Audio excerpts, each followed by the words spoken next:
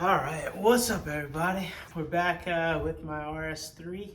Today we're gonna be doing an oil change. Pretty much treated myself to a whole new setup from Harbor Freight and a couple other places like Advanced Auto Parts where I needed a couple other things. But yeah, this should be fun. We got jack stands, a new jack, and a bunch of other stuff. And we have the typical stuff that we need to change the oil. So let's go through the stuff. So here we have our basic setup. We're gonna start from over here. Filter, we have our replacement gasket, we have a few funnels, we have our oil, obviously. We have our torque wrench and wrench, a bunch of different sockets. And then we have our magnetic drain plug, crush washer, always replaced. Then we have our oil filter removal tool. And then we have our pan for the oil. Then we have jacks, jack stands, and our roller cart. A little pickup that I did, but yeah, so that should be a cool little install for the first time. Let's see how it goes.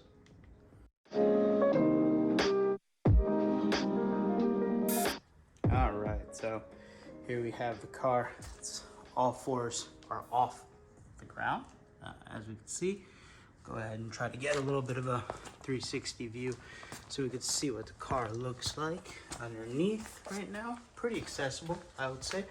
Right now I have the jacks on the subframe just because obviously the pinch welds are not large enough to put both the jack stands and the jack at the same time. So we have to use a subframe and then we'll move them over. But for right now, we should just be able to get to everything we need and then do the oil change.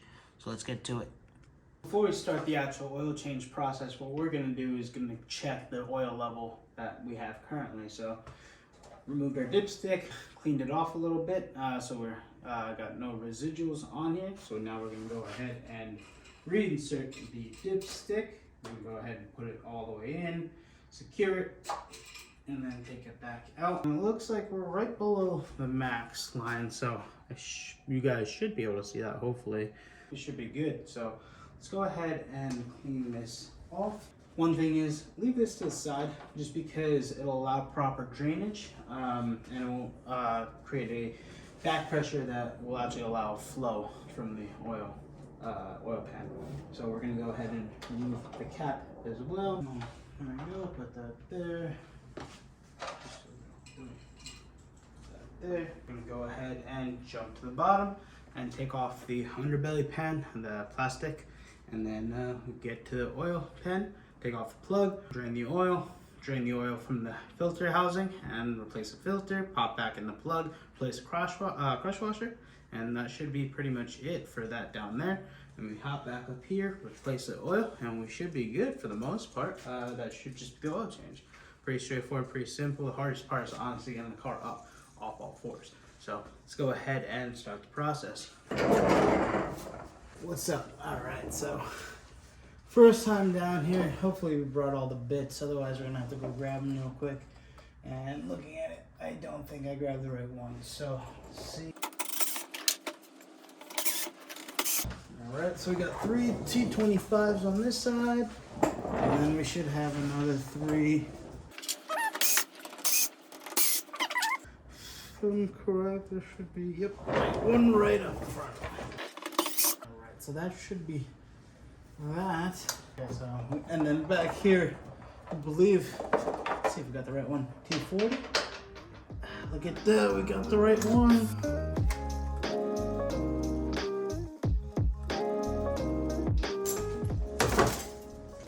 All right, you hear all those rocks down there, so gotta be a little careful when taking it off. We're gonna roll down here. Like these few tabs, so we pop out that tab. There you go. And there we go. And all rocks back. So there we go. We have our oil pan. Should be very relatively cool to the touch. I haven't driven the car in over an hour at this point, so yeah, nice and warm. Yeah, it's warm to the touch, not hot at all. So we're good to go ahead and remove the drain plug. So go ahead and show you guys what we got here, if I can. I don't know if it will, but there we go. Okay, the gimbal did not like that, but There we go. So we could show you really quickly. That's what we got to take off. Kind of see a crush washer right in there. So make sure we go ahead and remove all that and replace it with a fresh one every single time. So let's go ahead and do that. All right, so our oil drain pan, make sure to go ahead and open it up there. Put that to the side, toss it to the side for now, just so we can ventilate. Have that open, make sure that's closed. Place that down there. So now we're gonna go ahead and use our T45 to go ahead and crack open the oil drain. There we go. So, and broken off. This should be relatively clean.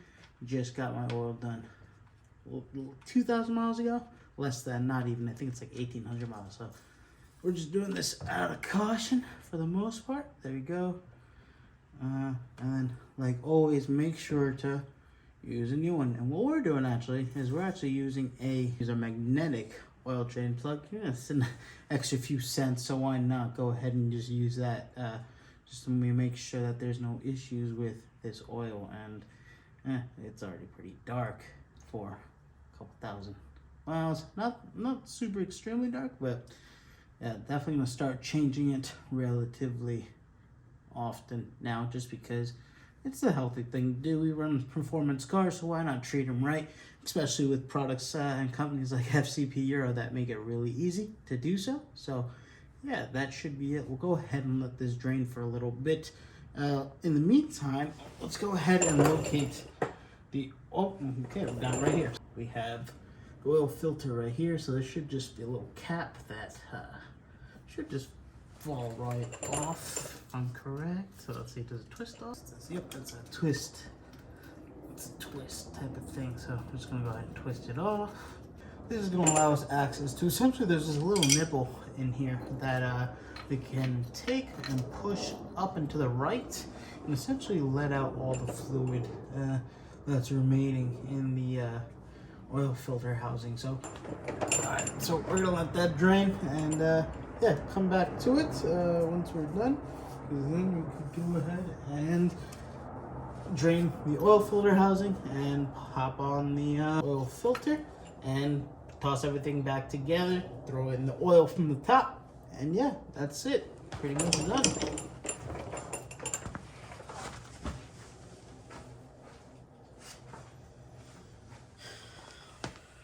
All right, so it's pretty much done draining for the most part. Now we can go ahead and remove this oil filter housing. So let's go ahead and grab our tool. So let me show you. So here it is. This is the 74mm 14 flute oil filter remover tool. So we're going to go ahead and use this to take off that housing and then show you what the filter looks like. So let's go ahead and do that.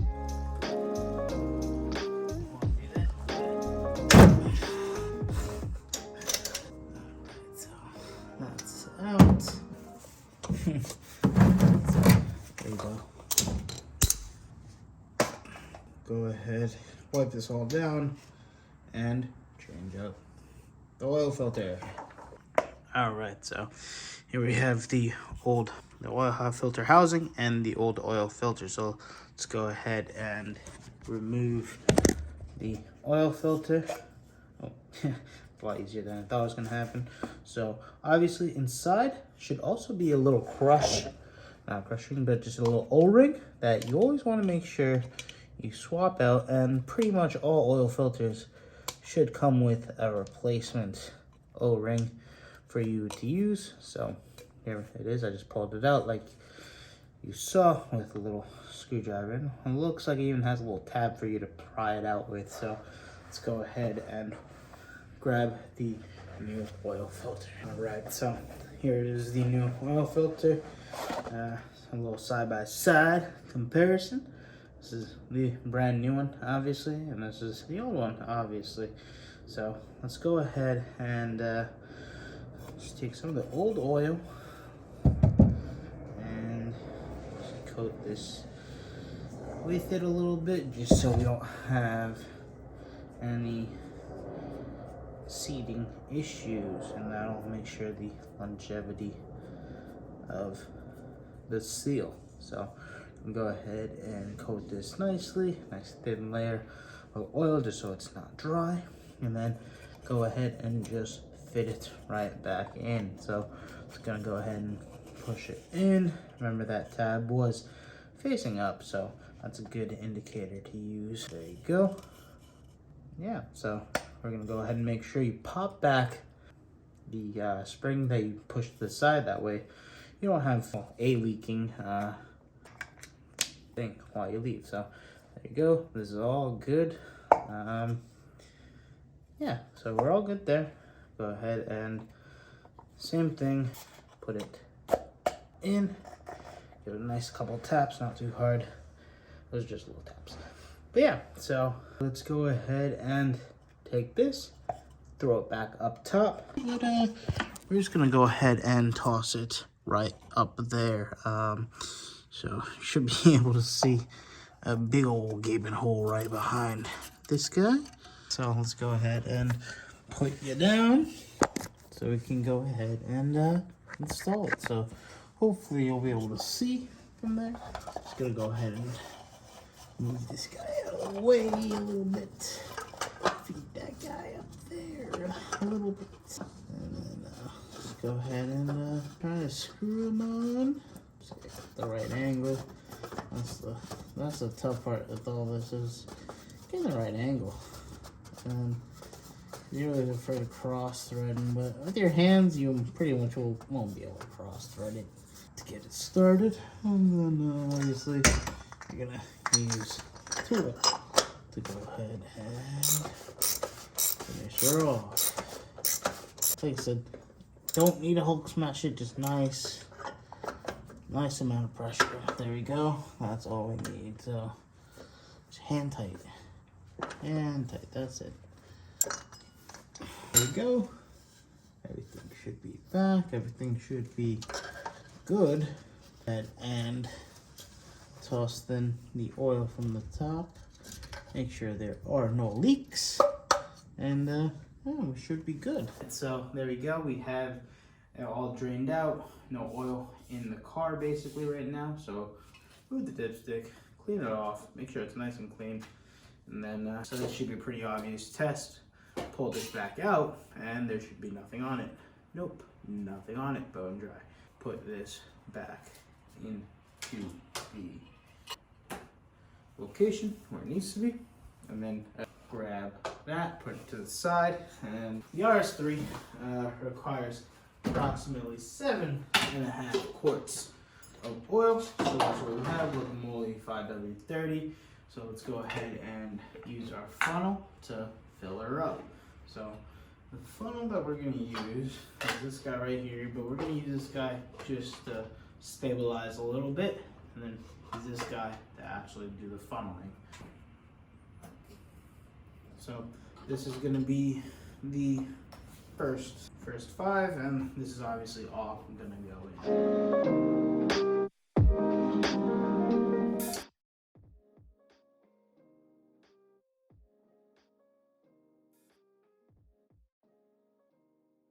Two quarts out of this guy, and then slowly add more. So that way we get the full 7.5 that we need. We'll be able to check from right here, bring it down to the 3/4 mark. So place it this side. So we're right at 2 1/4. So there we go. Made it to about 2 1/4. Let's go ahead and close this off. All right, that's closed off. Let's go ahead, check the dipstick. And what we're looking for is right under the max point. Let's see what that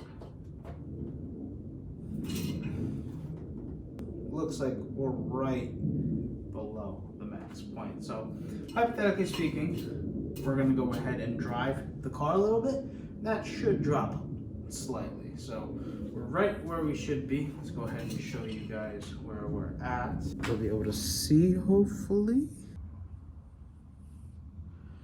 be able to see it, but basically right at that line. We're pretty much good. Let's go ahead, button up the bottom, and then we just need to add a little bit more when we get back from the drive.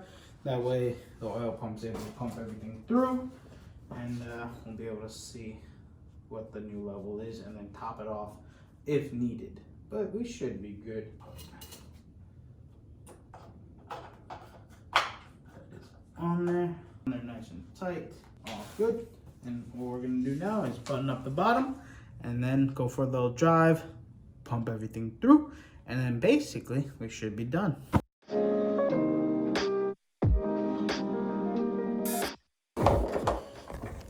All right, so we're all buttoned up down there. Now we just have to go ahead and drop the car, go ahead and take it for a little quick drive and see what the oil level's looking like. So let's go ahead and do that now.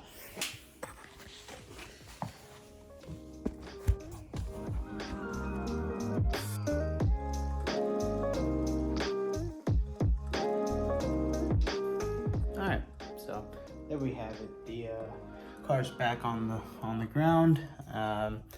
So we could go ahead and take the car out for a spin and see what we're like. We just gotta close up the hood and yeah, let's go for a quick drive to get the oil pumping through, and then I'll come back, see what the oil level's at.